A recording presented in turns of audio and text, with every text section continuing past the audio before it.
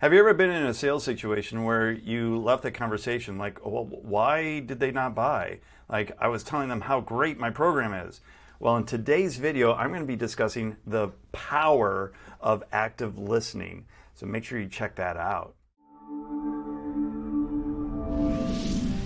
Hey, it's Tom Jacobs here. Thanks for stopping by the channel. I love giving sales tips for those solopreneurs, solo practitioners who are heart-centered and believe that they should be helping more people and making more sales. So check out this video and what we discuss in terms of actively listening. Let's talk about one of the most overlooked skills that salespeople must have to do their job properly, especially for those heart-centered salespeople. It is active listening. And as my mama always says, God gave us 2 ears and 1 mouth. Use them proportionately. And this can't be more true in the sales environment, because your job as a salesperson is not to have the gift of gab and just talk all over the person and try to get them to buy your program. Your job as a salesperson is to listen for what the problems are of the prospect and fit your solution to fix their problems. And you can only do that when you are actively listening. In these next videos, I'm going to take you through how to be an active listener. Now, one reason that I believe that active listening is oftentimes overlooked during the sales conversation by many salespeople is that we want to convince the other person, that prospect, that our program is the best one for them. Well, what if it's not, right? How would you know if your program can help your prospect if you are not asking probing questions and actively listening to what they're saying, and more importantly, what they're not saying? So now you can determine if your program is even a good fit for them. And if it is a good fit, now you can customize your presentation based on what they said, because you were actively listening, so that you can have a much higher chance of making that sale. Now, one of the best ways that you can be assured that you are actively listening and understanding what the prospect is by mirroring back to the prospect what it is that they said. And this is a really great technique. I have it in every one of my sales scripts that I create for myself as well as for my clients.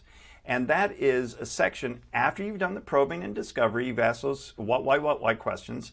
And now you want to repeat back to the prospect what you heard them say in your own words. That's called mirroring. And that is one of the best ways to assure that what you heard is what the prospect said and what they didn't say. The only way that you're going to know that you are actively listening is when that prospect, after you've mirrored back what their pain points are and the answers to their questions, once that prospect hears what you've said, they should say, oh my gosh, that's exactly it. Because you're going to ask them, did I get that right? And they should resoundingly say, yes, that's exactly it. And it should be with that type of enthusiasm, because oftentimes we aren't listened to. And so when somebody does actually actively listen to us, it's like, oh my gosh, they're now my new best friend. And what do you think is going to happen when you are their new best friend when you ask for the sale? Now, let's paint the picture of what might happen, and probably will happen, when you don't actively listen to your prospect. Well, number one, you're not going to understand exactly what their problems are. Number two, they're not going to feel heard and understood, and that is probably the worst feeling that anybody can have, is when you've unloaded what your problems are and the person on the other end, you, the bad salesperson, says, okay. Well, let me tell you about my great program, and we can do this, we do this, we do this, we do this, and they're going, I don't care. That's not my problem. You're not talking to me as if you understand what my problem is. And you definitely don't want that in your sales conversation, because, of course, you're not going to make the sale. An advanced way of actively listening to your prospects is to listen to what they're not saying. So, of course, actively listening to what actually comes out of their mouth is pretty easy. You can take note of exactly what they said. I don't recommend doing that, but paraphrase what they've said.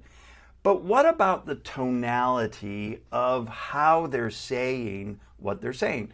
And when you are digging into those problems, you want to get to an emotional response, because that's where people make the buying decision, is with emotion, and then they follow that up with logic.